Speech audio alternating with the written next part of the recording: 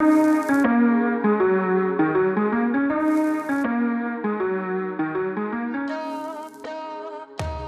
right, we're back with another episode. This time we're breaking down the season premiere of The Bad Batch. Nick, this was a 70-minute episode. I know the rest of the episodes aren't going to be this long. I think they're probably going to be closer to 30. I know people have gone the press screener for the second, which Disney, please give it to us, please. But it's around 25 to 30 minutes long. But what did you think of the 70-minute episode? It was like I remember finding out like, oh wow, 70 minutes. I was like, that's crazy. But like it used that runtime perfectly in my opinion. Like just as a like just like you it tells you what it is, like just from like that first logo thing where it's like the Clone Wars and it burns away to the Bad Batch. And like they do have to do so much in bridging not just the end of the Clone Wars, but also Revenge of the Sith and like into the Age of Rebellion. And I think like they use that runtime really well, just setting up both the show's status quo and both setting up like the wider galaxy status quo. Like I think a lot of my favorite moments are just in the first like third quarter or so, where it's just the Bad Batch trying to figure out what's going on and seeing the actual like immediate effects of like Revenge of the Sith happening. I thought that was just so cool to see.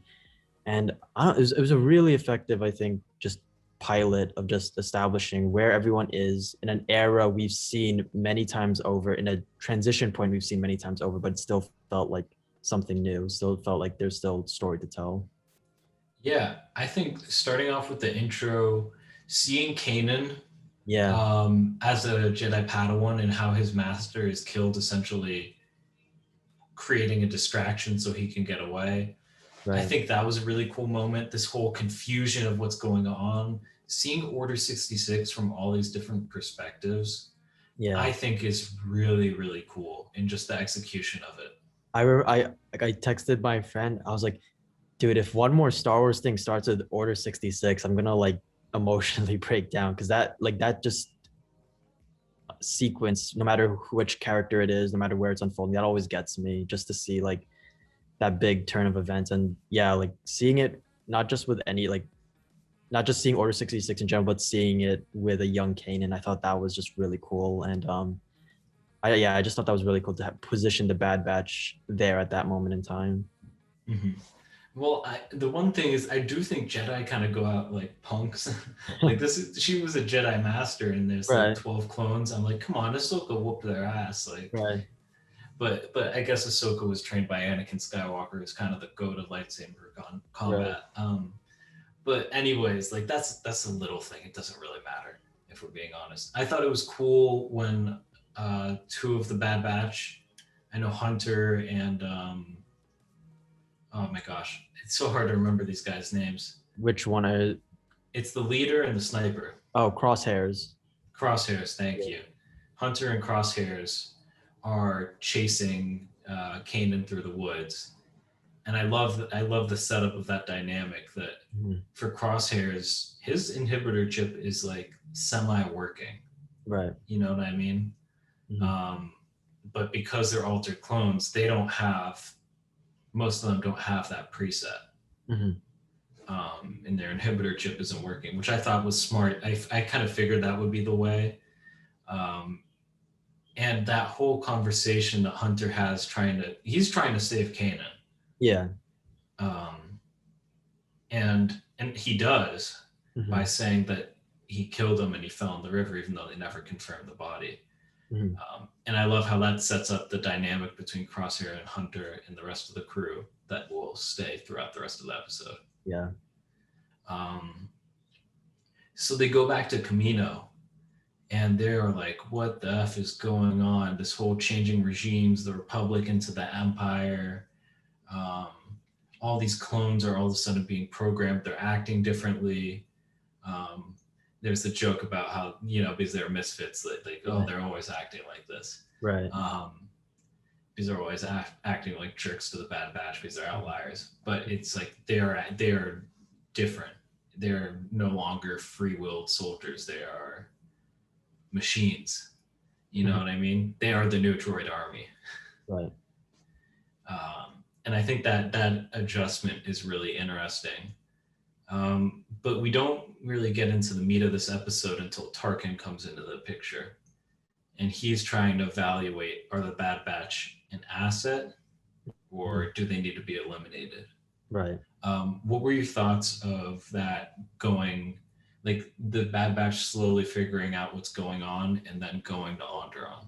Right. Again, like I love just watching the immediate after effects of just Palpatine's regime change and seeing like Tarkin got deployed, like it feels like immediately, and now he's like checking out. He's like, you guys cost way too much. Like prove that you guys are worth the money. And I always love like the Bad Batch, like when they're going to work, you just see like the so much of like clone action is just like straight up like Call of Duty warfare, but like here you see them like just being like very like tactical and like and just being like they know what they're doing. And I love that scene where they're forced to adapt to live ammo, and like Wrecker gets shot, and like they improvise on the fly, and I think that was just so cool. And I think I'm assuming Tarkin's gonna be a reoccurring presence. I mean, it's Grand Moff Tarkin, and I'll be interested to see how this plays in, because like they're gonna decommission the clones at some point now. Like they have these renegades out in the wind, so um I really just enjoyed seeing just Tarkin like in this immediate effect of the Empire looking over the clones. Yeah, and it looks like we got the first iteration of the Dark Troopers, perhaps, Yeah. Hmm. I in got that. this. I thought that was really cool, and it created an interesting obstacle. I love how they connect together with that Right. detail. Moving on, we go to Onderon, and they're told they're fighting essentially insurgents. And who does it turn out to be? Saw Gerrera, Yep. right? Young Forrest Whitaker. Yep, Republic fighter, freedom fighter, Right. who now finds himself on the opposite side of the war. Hmm. What was your reaction to that whole conversation, and then them finding out that they're being spied on by Yeah. Tarkin, but still going back to Camino?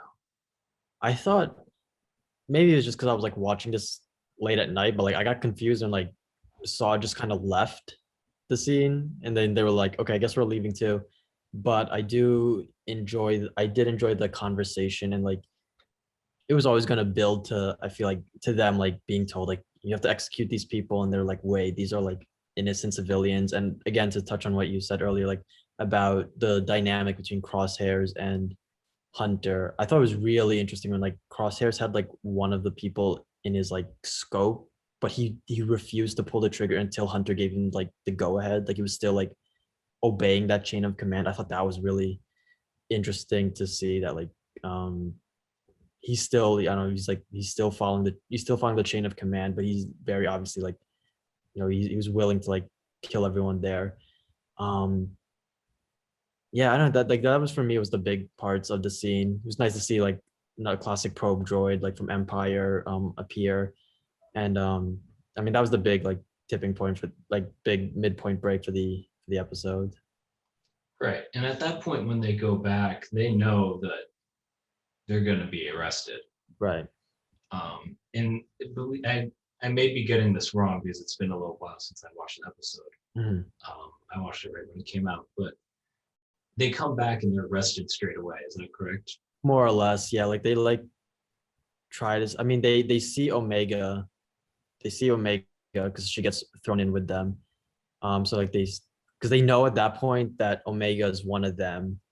And they go get her, but then they're arrested, and then that sets up the whole jailbreak scenario. Right. Which I thought was done pretty cleverly. Mhm. Um, and it's fun. And before we get to kind of the final action set piece of the episode, I want to say something. Mhm. Is it me or does it seem like the Caminos are have a plan of their own? I think so. I think they make a big point of like Omega is this like X factor. Like we don't see, like they don't really specify what her mutation is. Like we know Hunter's enhanced senses, like Wolverine, Wrecker's obviously strength, but we don't really see like what she can do. Like she gets a good shot off of crosshairs, but even she's like, that's just the first time I held a blaster.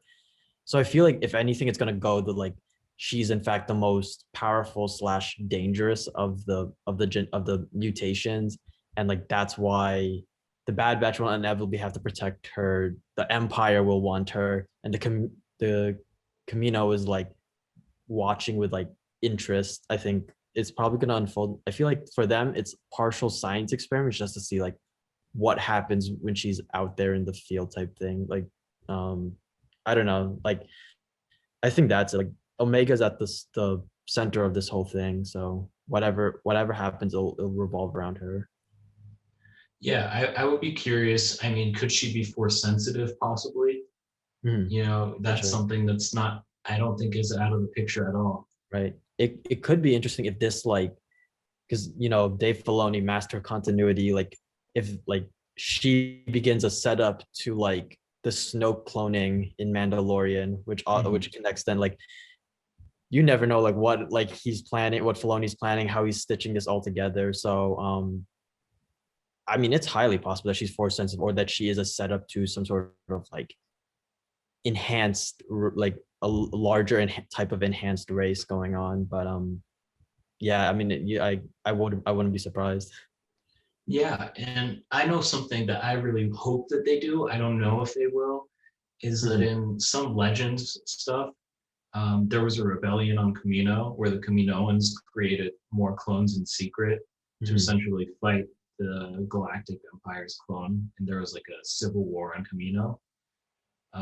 I think that would be something that would be really cool. Mhm, Or the Bad Batch, you know, trying to free their brothers in some way. I don't know. I don't think that's where the show's going, to be honest. mhm. But I do think that Camino could. It seems like Camino has some sort of bigger picture within the whole show, Yeah, other than that's where Crosshair's based out of. and I do enjoy that because like again, like for the longest time the assumption was and maybe I'm missing like some sort of specific story, but like always the assumption was they stopped making clones and Camino kind of just like dropped off in terms of like relevance because they weren't the clones weren't needed. So I do like the fact that Camino's like fighting for a stake in this whole thing and like that they are going to be like a larger presence. 'Cause even in like Attack of the Clones, they were just purely the science people who churned out the clones. So to see the scientists actually have some sort of game plan or something in the works, I think that's going to be really interesting to have, and how that plays against like the Bad Batch or plays for the Bad Batch I think will be a really interesting narrative to look at to see. Yeah, yeah, because they straight up say that we need to see where the Galactic Yeah. Empire's true priorities lie Right. before they're trying to figure some stuff out behind the scenes clearly. Mhm. Um, but let's get into the end of the episode. You know, they um, they get out of the prison, they get their gear back, and then there's this, you know, really well lit. The animation is so amazing, Yeah. and the lighting that they put into this Cinematography. animation Yeah. is off the charts. Mhm. And just this set piece where it's just Crosshair and some clones on one side, this enhanced version of Crosshair because they went Yeah. back and, you know, buzzed his head. Mhm. Um, and then across around the Bad Batch pinned down. Uh, what were your thoughts on this whole set piece and how it played out? I love the western feel of it, like, and they deliberately like did the whole like holster shot, like his hands like on the gun, his hands on the gun, and the cutting back. And I loved how even though this is the crew most well known for explosions, they went for a more like a quieter finale in a way. Like it really was just like the small batch of clones versus this small batch of clones, and like again, it was really interesting. I'm just like realizing now, like again, they were just improvising on the fly. They really had no plan. They got lucky because of Omega's one shot, and like it was a really just great like just tension and like escalating of the situation. And I loved that it was just more of an intimate feel for the loudest group of clones, basically. And yeah, again, the animation looks so great. Just like the lightning and the classic Camino rainstorm in the background. It was all just like a really well put cap on the episode. Yeah. And overall, I think it's a really good start to the series. I hope it can keep it up, and I hope it really keeps us focused on where does this group stand in a changing Right. galaxy, Right. and what do they want to do, you know? Hmm. Because it's like clones without their whole purpose of being. Hmm. I think that's a really fascinating concept, and I really hope that they do a good job tapping into that. Don't Yeah. necessarily veer off more into like the ooh, let's do this fun adventure. Like I really think within animation you can walk that balance of being really fun for kids while also keeping the tone that Yeah. in the thematics that really make it interesting for adults. Right. Because let's be frank, a lot of this audience is really Mhm. adults for this animated shows because Yeah. it's we grew up with the Clone Wars and this is very much a continuation of it. Right.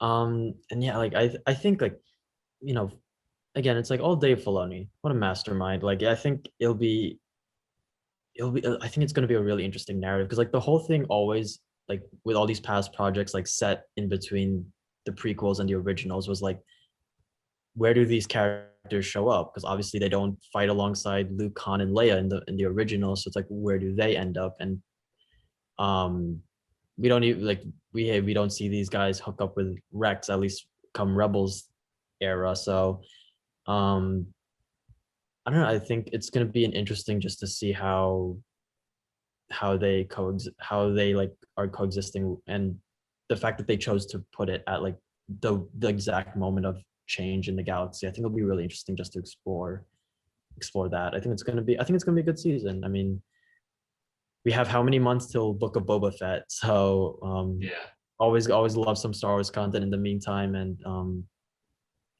it's gonna be an interesting ride. I can't see 14 episodes, right? That's 16. 16. Okay, so even longer. Okay. Hey, I'm here for it. I'm here, and it's gonna be. I have no idea where it's gonna go, which in some ways is always the best. So Exactly. But let us know what you guys think in the comment section down below. What's your review on the episode?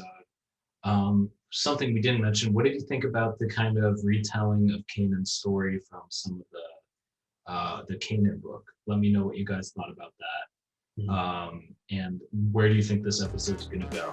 Who are the players involved? What's Kamino Cool going to be? All that good stuff. Don't forget to like and subscribe to the video. And we'll see you next time. peace out.